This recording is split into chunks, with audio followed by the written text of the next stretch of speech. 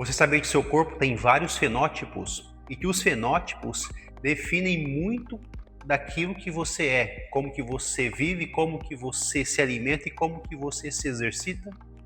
Fala, meus atletas, eu sou o professor Ricardo, fisiologista, e hoje explicarei para você os 4 principais fenótipos que as pessoas têm e como que esses fenótipos podem ser diretamente influenciados tanto pela atividade física quanto pela alimentação e também pelo comportamento.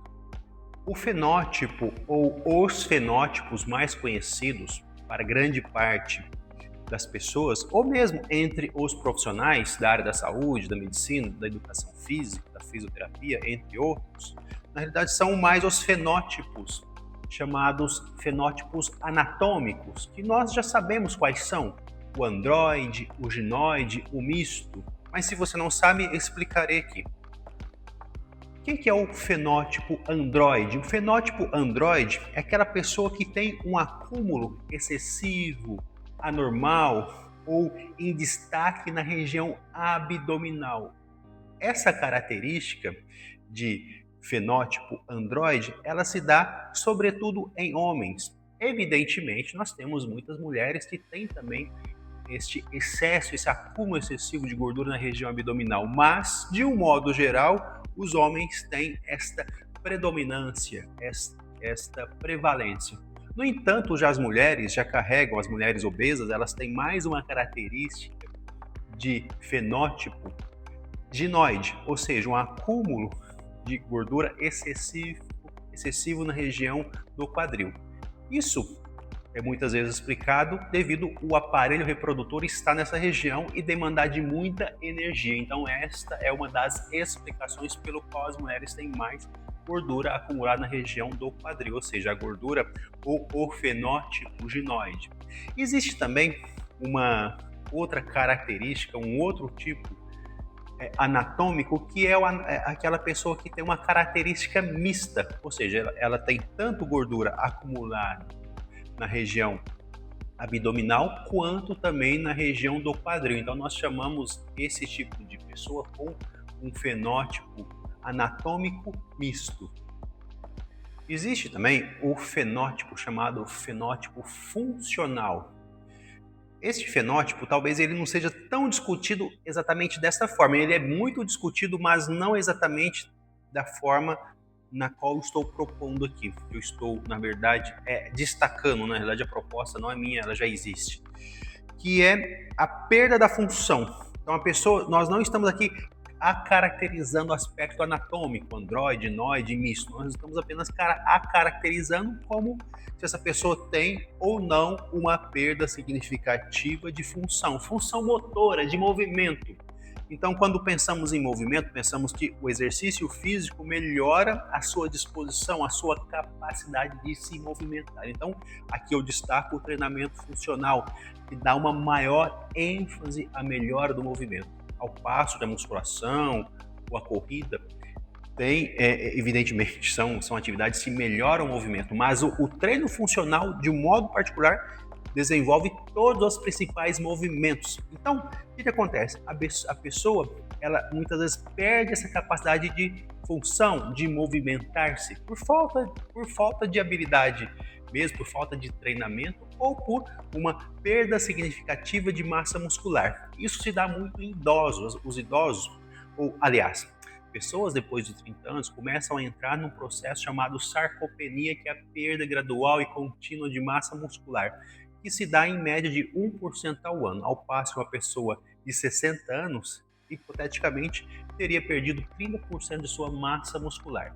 Então, tanto a musculação quanto o treinamento funcional, de alguma forma, estabiliza essa massa muscular ou regride esta proporção de perda de massa. Então, por isso é que eu destaco a importância do treinamento de força resistida para a manutenção da massa muscular. Então, uma vez que você perde essa massa muscular, você, de alguma forma, perde a sua capacidade funcional, ou seja, de movimentar-se. Então, quando analisamos os fenótipos funcionais, nós aqui estamos também analisando se essa pessoa, de alguma forma perdeu as suas funções motoras, ou se elas estão no nível abaixo, ou se essa pessoa está com um nível significativo de movimentos. É claro que eu destaquei aqui as pessoas idosas, mas as pessoas que não treinam, que estão sedentárias, embora muitas vezes tenham as suas vidas do dia a dia, do trabalho, da escola, da família, muitas vezes elas vão perdendo habilidades de movimento. Vou dar um exemplo simples, por exemplo, um movimento de rotacionar o tronco de um lado para o outro, ou de realizar um salto, ou de realizar, por exemplo, carregar um objeto um pouco mais pesado e movimentar essa carga. Então as pessoas vão perdendo essas funções. Então, quando pensamos aqui em fenótipo funcional, também analisamos também esta capacidade, se a pessoa está tendo perda de capacidade funcional ou se ela está num processo aí de preservação devido a uma atividade física. Existe uma outra forma de se analisar o fenótipo, que é o fenótipo metabólico, se a pessoa está metabolicamente saudável ou não saudável. Novamente está com a importância da atividade física. Por quê? Uma pessoa que treina, ela tem as suas variáveis bioquímicas, de um modo geral, bem controladas, bem equilibradas. A sua capacidade, por exemplo, cardiovascular, cardiorrespiratória, que reflete nesse aspecto metabólico. Um exemplo prático disso, por exemplo, é a própria glicemia. Uma pessoa que come em excesso, que não se exercita, esse excesso de glicose é direcionado para as células gordurosas. Já uma pessoa que treina, que tem um bom controle de carga de treinamento, ou seja, uma boa periodização, uma alimentação adequada dentro daquela rotina, daquele período no qual ele está se exercitando, de alguma forma ela consegue ter o melhor direcionamento para essa glicose, ou seja, tanto para o fígado quanto para os músculos, ao passo que essa pessoa de alguma forma vai ter esses fatores bioquímicos, eu aqui destaquei apenas o da glicose e o da gordura, evidentemente, ele terá esses aspectos de alguma forma normais, ou seja, adequados, que não o prejudique, que não prejudique a saúde, no caso desta pessoa. Então, por isso que então podemos analisar a pessoa se ela está metabolicamente saudável e não saudável. E nesse aspecto aqui destaco a importância da atividade física e, claro, também nós podemos aqui ampliar essa discussão para o bom sono, para a boa alimentação, mas o exercício físico é um dos pilares que mantém a boa preservação desse fenótipo metabólico. O último fenótipo que eu destaco, ou fenótipos, né, nós podemos dizer aqui, que é o fenótipo comportamental. Qual que é a nossa relação diante da refeição, diante da comida, diante daquilo que nos atrai para muito mais além do que o aspecto necessário em relação a manter a nossa nutrição corporal. Então, existem formas na qual comportamos, ou seja, são os fenótipos comportamentais. Por exemplo, há pessoas que comem apenas pelo prazer, ou seja, é uma alimentação hedonista que busca alimentar-se excessivamente pelo prazer. Há um outro tipo de comportamento que é o transtorno de compulsão alimentar periódico, aquela pessoa que come excessivamente durante o dia todo. E também há um tipo de comportamento que é chamada fome emocional, aquela pessoa que devido ao estresse, ou mesmo por uma tristeza, ou mesmo por uma depressão, ou mesmo por um desconforto, que acaba comendo, lambiscando ali, aqui, e de alguma forma fazendo com que essa pessoa acaba tendo uma ingestão calórica excessiva. Nós temos também aquela pessoa que chamamos de restritiva reativa, aquela pessoa que às vezes percebe que está comendo em excesso e restringe de forma excessiva. Porém, quando chega um dado momento, ela para de realizar essa restrição e come de forma excessiva. É o chamado efeito sanfona, de modo particular, neste comportamento, ou seja, restringe muito e depois se alimenta excessivamente.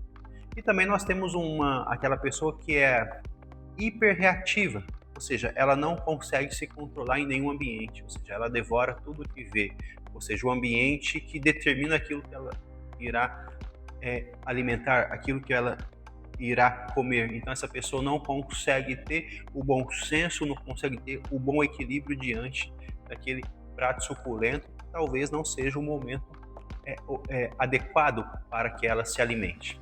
E nós temos também um comportamento, é um comportamento normal, adequado, aquela pessoa que consegue de alguma forma se equilibrar durante o dia, comer de forma adequada, saber ter a boa temperança, ou seja, ter o bom equilíbrio diante da refeição, saber que naquele momento ela deve comer aquela boa refeição e vai chegar momentos específicos que ela poderá comer algum tipo de comida que traz prazer a ela, mas que ela também não, de alguma forma, seja refém daquele tipo de alimento extremamente palatável. Então nós aqui, para resumir, nós temos então os 4 fenótipos que eu aqui mencionei, todos eles necessitam da atividade física. Atividade física, no primeiro que eu disse, em relação aos fenótipos anatômicos, androide, noide e misto, o exercício físico ajuda a modelar esses tipos de corpos. Evidentemente, se a pessoa já tem essa característica, o exercício físico irá ajudar a modelar dentro daquela característica. Então nós temos também que entender isso. Existe um aspecto também genético que determina, mas a partir desse aspecto genético, o exercício físico ajuda a lapidar aquele corpo para a melhor versão, para a melhor constituição daquele fenótipo específico. E também, conforme eu disse aí, também no fenótipo metabólico, o exercício físico, de alguma forma, ajuda você a ter um melhor direcionamento, sobretudo da glicose, ou seja, quando você exercita com a musculação, de modo particular aqui, você direciona melhor essa glicose para o seu fígado, para os seus músculos, fazendo com que essa glicose não seja direcionada para os adipócitos, para as células gordurosas, tornando-se gorduras, ou seja, aumentando o número de gorduras e também aumentando o volume dessas gorduras, fazendo com que a pessoa se torne obesa. Então, o exercício físico tem esse papel fundamental. Quando pensamos também no exercício físico, no aspecto funcional, ou seja, a pessoa que treina, ela não perde as suas funções motoras. Essas pessoas mantêm as suas boas funções, o seu bom funcionamento, ou seja, ela tem uma capacidade de se movimentar de todas as formas, por todos os ângulos, aquilo que já é bem discutido dentro do treinamento funcional.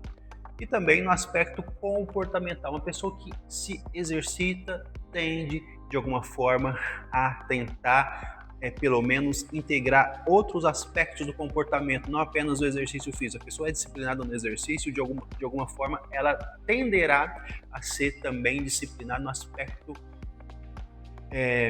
alimentício, ou seja, ela tentará pelo menos alimentar de uma melhor forma. Possa ser que ela ainda, mesmo treinando, não tenha uma alimentação ainda plena, 100%, mas, de um modo geral, essa alimentação tenderá a ser uma alimentação o mais saudável possível em grande parte do tempo. Então, basicamente é isso. Eu espero que você tenha entendido os 4 tipos de fenótipos que as pessoas têm. Nós podemos dizer que esses fenótipos, a pessoa não tem apenas um. É evidente que a pessoa tem muito mais do que um. Não é apenas aquele aspecto que todos nós imaginávamos, androide, noide e misto. Não, nós temos também esses demais aspectos que devem ser também analisados, pensados, e você, evidentemente, você tem você tem os 4, né, na realidade, dentro desses 4 você tem as suas respectivas variações. Então, se você achou interessante esse conteúdo e se você quer ser o meu atleta, se você quer ser o meu aluno, se você quer que eu acompanhe você na sua jornada durante esse seu processo de emagrecimento, você pode aqui me contratar e você poderá fazer a minha mentoria Emagrecimento Puro e Simples. Eu atendo você de qualquer lugar do Brasil, basta você entrar em contato comigo pelo meu WhatsApp particular ou enviar para mim um direct no meu Instagram. Então, espero você, te vejo até uma próxima aula. Um forte abraço.